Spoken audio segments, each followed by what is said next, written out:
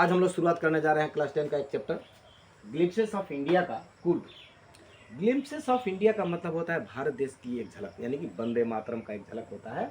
और glimpses of India में 3 chapter दिया हुआ है। एक है हम लोगों का ए baker from Goa, T of Assam और कुर्ग। और आज हम लोग शुरुआत करने जा रहे हैं कुर्ग, जिसको लिखा है किसने? लोकेश एब्रोल ने। कुर्ग जो है कर्नाटक का एक छोटा सा जिला है जो प्राकृतिक सौंदर्यों से पूरा भरा हुआ है। हाँ, और इसको बोला गया है Coorg is famous for evergreen rain forest, coffee plantation and spices. यानी कि ये जो कुर्ग जो जिला है कर्नाटक का सबसे छोटा, जो प्रसिद्ध है, क्या चीज़ के लिए प्रसिद्ध है? Evergreen rain forest, coffee plantation and spices, 3 चीज़ों के लिए प्रसिद्ध है। और भी इसमें प्रश्न हो सकता है, who is the author of the lesson Coorg? Lokesh Abrol. 2 question clear हो गए। और कुर्ग है कहाँ पर? Midway between Mysore and coastal town of Mangalore. जो कुर्ग है वो स्थापित है कहाँ से कहाँ के बीच में? मैसूर से मैंगलोर जाने वाले रास्ते के बीच में कुर्ग। और यह एक लोग ऐसे कहते हैं, कहा जाता है कि कुर्ग जो प्लेस है स्वर्ग का एक टुकड़ा आकर के धरती पर सट गया है। Coorg is a place which is different from the kingdom of God and placed here. मैंने भगवान के राजधानी से, यानी कि भगवान के स्वर्ग का एक छोटा सा टुकड़ा आकर के कर्नाटक में सट गया है। यानी कि ये पूरा चारों तरफ से पहाड़ों से घिरा हुआ जगह है, प्राकृतिक सौंदर्यों से भरपूर है। लोग यहाँ पर दर्शन करने के लिए जाते हैं। यह एक पर्यटकों के लिए पर्यटन का जगह है। हाँ, लोग जाते हैं वहाँ आनंद लेने के लिए, समय को बिताने के लिए दर्शक लोग जाते हैं दर्शन करने हेतु। और ये जो रोलिंग हिल्स है यहाँ का, जो पहाड़ों पे जो लोग रहते हैं, यहाँ के लोगों का सबसे बड़ा एक खूबी है कि वहाँ पर प्राय सैन्य यानी कि सैनिक लोग रहते हैं, बहादुरी का काम करने वाले, युद्ध में बढ़िया परिक्रमा दिखलाने वाले लोग वहाँ पर रहते हैं। इसीलिए यहाँ पर कहा जाता है कि the rolling hills of Coorg is inhabited by martial man, beautiful women and wild creature. जंगली जीव जंतु भी रहते हैं। हाँ, इसीलिए इसको पर्यटक लोग जाते हैं वहाँ उस जगह को देखने के लिए। तो यहाँ पर क्वेश्चन फिर निकलेगा, what is the rolling hills of Coorg inhabited by? The rolling hills of Coorg is inhabited by martial man, beautiful women and wild creature. इन सब चीज़ों से भरपूर है वो जो जगह है। और कुर्ग का एक दूसरा भी नाम दिया गया है कडागू। प्रश्न आ गया, what is the another name of Kodagu? Sorry, Coorg. What is the another name of Coorg? Kodagu. MCQ question बता रहे हैं इसमें से, ध्यान से सुनिएगा। अगर आप लोग सुनोगे, एक भी एमसीक्यू इधर उधर नहीं जाएगा। देखिए यहाँ पर कितना क्वेश्चन आ गया। Where is Coorg? Coorg is situated between Coorg is situated midway between Mysore and coastal town of Mangalore. What is the rolling hills of Coorg is inhabited by? The rolling hills of Coorg is inhabited by martial men, beautiful women and wild creature. फिर प्रश्न आ गया, What is the name of the smallest district of Karnataka? Coorg. And फिर प्रश्न देखिए, What is Coorg पर कौन प्रश्न निकलेगा? What is Coorg? Coorg is smallest district of Karnataka. एक हो गया। And what is Coorg? फिर बोलेगा, Coorg is a coffee country. Coorg is a coffee country अथवा Coorg is the smallest district of Karnataka. Coorg is the coffee country. And what is another name of Coorg? Kodagu. What is rolling hills of Coorg is inhabited by martial man, beautiful women and wild creature. अब देखिए इसमें क्या होता है, ये जो evergreen rain forest है, यानी कि मान लेते हैं कि ये जो इलाका है हम लोगों का क्या है? कुर्ग है। कुर्ग का जो 30% जो पार्ट है, 30% जो पार्ट है रेन फॉरेस्ट से कवर हुआ है। How much part of the Coorg district is covered by rain forest? 30%। और यहाँ पर लोग जाते हैं, बारिश के मौसम में लोगों को दर्शन करने के लिए मना किया जाता है क्योंकि लैंडस्लाइडिंग का डर होता है, पहाड़ी इलाका है। हाँ, और आनंद लेने का जो समय होता है, यानी कि कुर्ग का दर्शन करने का जो समय होता है, शुरुआत होता है सितंबर से और लगातार चलता रहता है मार्च तक। उसके बाद मार्च से सितंबर तक विजिटर्स को, that means visitors are not allowed to visit Coorg from March to September and the season of joy commences from September to March. आनंद लेने का समय यानी कि दर्शन करने का जो समय होता है, शुरुआत होता है सितंबर से मार्च तक रहता है। और मार्च से सितंबर तक वो इलाका में लोगों को जाने से मना कर दिया जाता है क्योंकि लैंडस्लाइड का डर होता है। और वहाँ पर जो वेदर है हमेशा परफेक्ट रहता है, जितना चाहिए ठंडा और गर्मी। हाँ, how is the weather in Coorg? The weather in Coorg is perfect. और जब कभी भी हवा बहता है वहाँ पर पहाड़ों में, बस उस जगह पर कॉफ़ी का क्या बोलते हैं, खुशबू को लिए हुए, इन्वाइब्रेटिंग कॉफ़ी, खुशबू के लिए हुए लोग सांस लेते हैं। पूरा फ्रेशनेस महसूस होता है। और वहाँ पर क्या होता है कि जो बंगला है, लोगों का जो घर है, जो लोग घर बनाए हैं, वो चारों तरफ से जंगलों से ढका हुआ है, पेड़ पौधों से ढका हुआ है। इसको बोला जाता है बेंगलो कैंपोई। हाँ, क्या बोलते हैं इसमें, bungalow and tucked under the canopy in the prime corner. कोने कोने पर जहाँ तहाँ चारों तरफ घर बनाया हुआ है, लोग बसे हुए हैं, और उस घर को चारों तरफ से जंगल झाड़ियों ने ढक लिया है। ऊपर से अगर देखेंगे तो घर दिखाई नहीं देगा, भीतर भीतर जाएंगे तो घर दिखता है।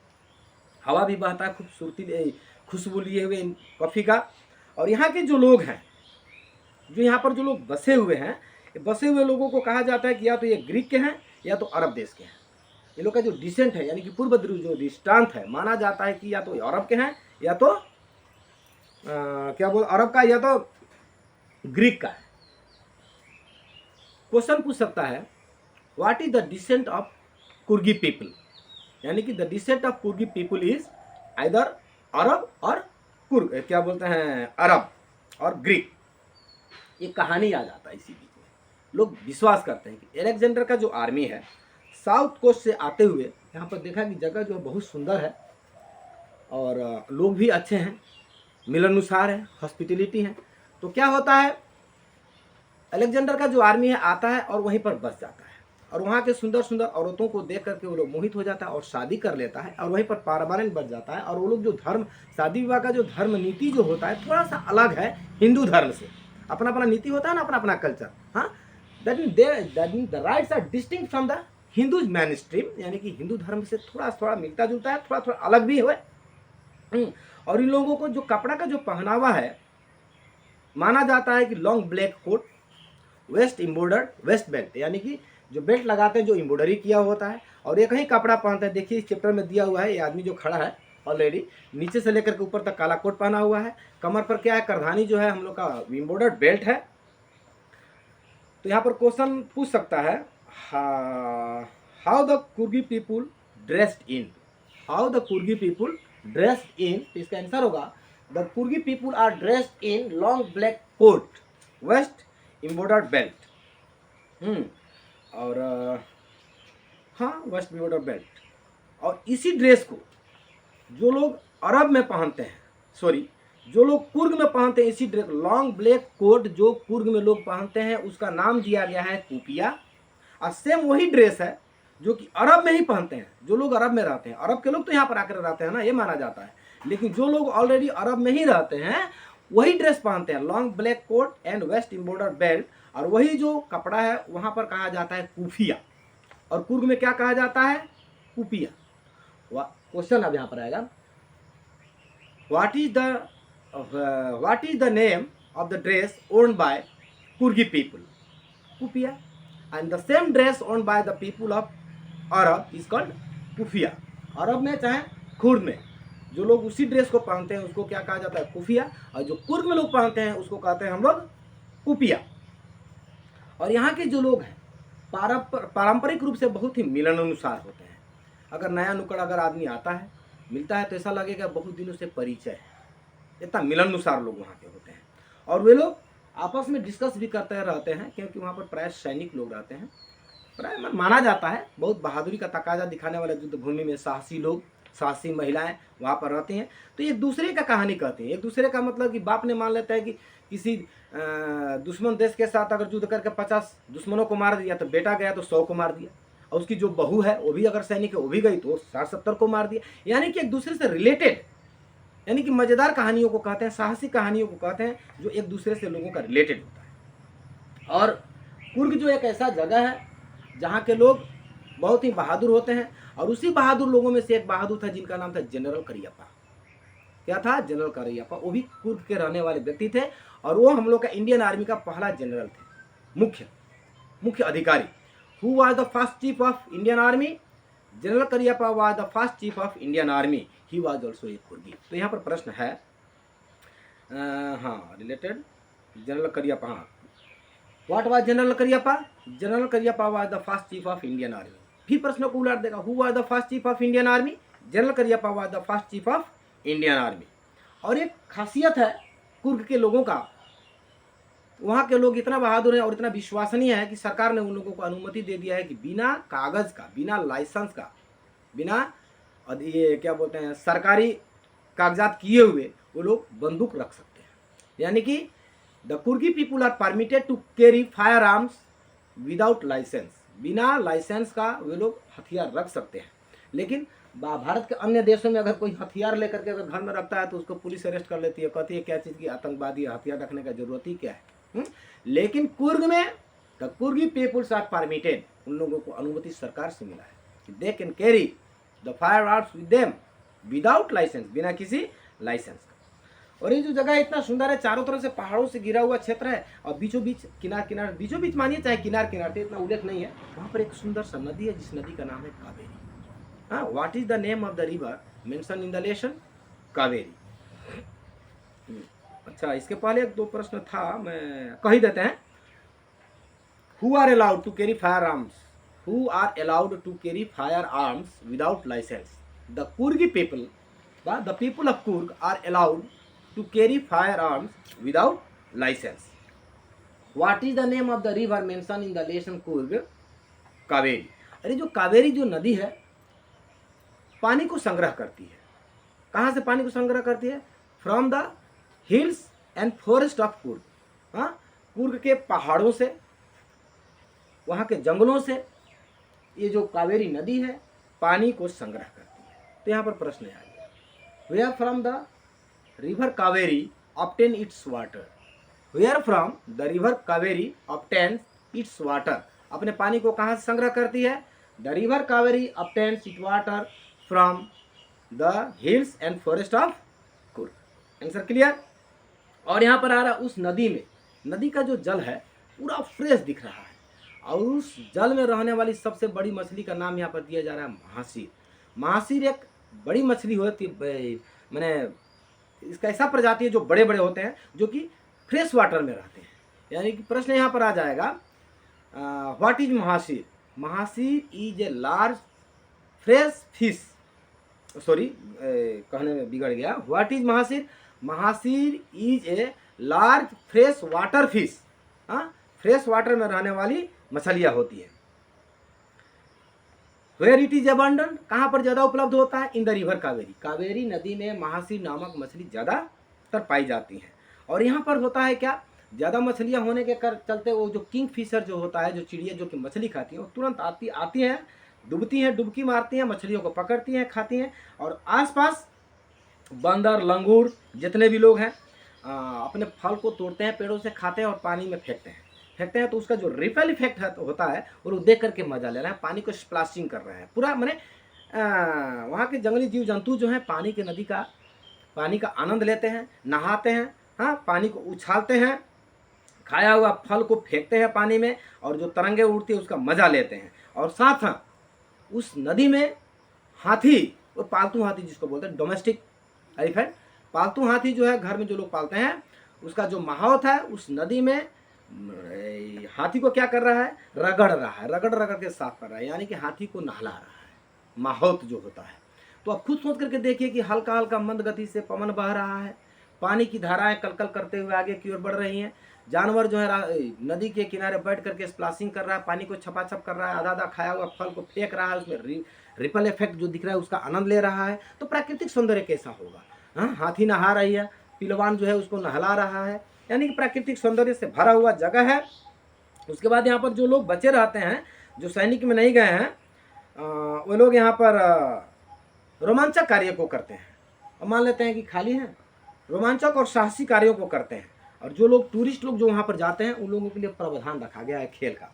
जैसे छोटे छोटे बच्चों को मेला वाला में रख दिया जाता है ना, आनंद मेला में चरखा उरखा बच्चे खेलते हैं, झूला उला, उस प्रकार से बड़े बड़े लोगों के लिए भी वहाँ पर खेल का प्रावधान है। और कैसा कैसा खेल का प्रावधान है देखिए, कोई नौका चलाता है, कोई माउंटेन बाइकिंग करता है, फीस लेता होगा लोग, हाँ, केनोइंग करता है, राफ्टिंग करता है, रेपेलिंग होता है। रेपेलिंग का मतलब होता है वो रस्सी, जिस पर पहाड़ पर हम लोग जैसे कि पर्वतरोही लोग रस्सी ऊपर में बांधा हुआ इस तरीके से चढ़ते हैं, उसको बोलेंगे हम लोग रेपेलिंग। इस प्रकार का खेल दिया जाता है। तो यहाँ पर देखिए टोटल खेल क्या क्या है, rafting, canoeing, rappelling, rock climbing and mountain biking. ये 4-5 जो खेल है प्रावधान के रूप में वहाँ पर रखा गया है। जो टूरिस्ट लोग जाते हैं, हाँ, वो एक बिजनेस का स्रोत है, हाँ, लोग उसमें भाग लेते हैं, फीस देते हैं, मजा लेते हैं और वापस घर आते हैं। हाँ, तो यहाँ पर क्वेश्चन है, what are the sports the Coorgi people provide to the tourist? कौन कौन सा खेल कुर्ग के लोग राहियों को व पर्यटकों को प्रावधान रखे हैं? किस प्रकार का खेल का व कौन कौन सा खेल खेलने को वहाँ पर मिलता है, कुर्गी लोगों के द्वारा दिया जाता है खेलने का मौका? कौन कौन सा खेल भाई, सुन लीजिए ध्यान से। River rafting.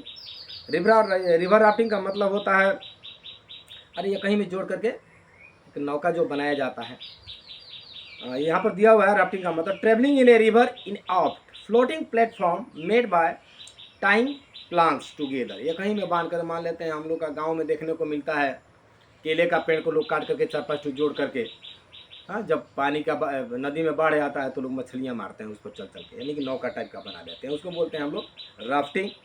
राफ्टिंग के बाद में आ जाता है हम लोग का रेपेलिंग। रेपेलिंग का मतलब होता है वही रस्सी से आगे की ओर बढ़ना, रस्सी के सहारे। रॉक क्लाइंबिंग, चट्टानों पर चढ़ना। माउंटेन बाइकिंग, हाँ, पर्वत पर बाइक चलाना, यानी कि होता है ना कंपटीशन पर्वत पर, देखते होंगे आप लोग फेसबुक में, यूट्यूब में, क्या होता है कि पर्वत पर चढ़ता है लोग, पोई पोई करके जाता है लोग ऊपर, तो लहर से डगरा जाता है, हाँ, कोई कोई सक्सेस भी हो जाता है। इस प्रकार का खेल का प्रावधान कुर्गी लोगों ने, हाँ, टूरिस्टों के लिए रखा है। और क्या होता है यहाँ पर न्यूमरियस ट्रेल है। ट्रेल का मतलब होता है पगडंडियाँ, ये रास्ता है ना, विभिन्न प्रकार का रास्ता है जो लोग आनंद लेते हैं।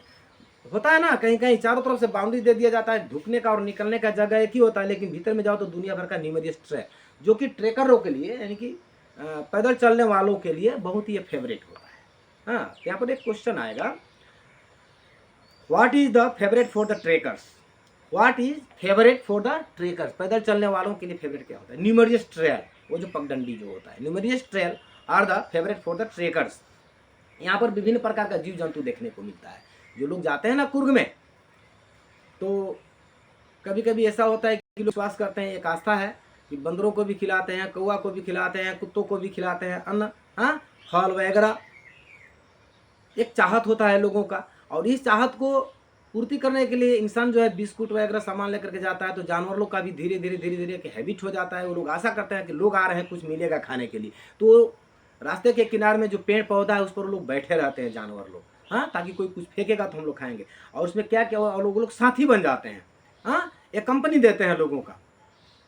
तो इसमें प्रश्न है कि what are the birds and animals are seen व are found to be seen in Coorg? किस प्रकार का जीव जंतु कुर्ग में देखने को मिलता है? तो पहला देख लीजिए, बर्ड्स है, बीज मधुमक्खियाँ हैं, बटरफ्लाइज हैं, मैकाउज है, मालाबार स्क्वायरल्स है, लंगूर है, स्लेंडर लोरीज है। ये सब जितने भी जंतु हैं, ये सब लोगों को साथी बन जाते हैं वहाँ जाने पर।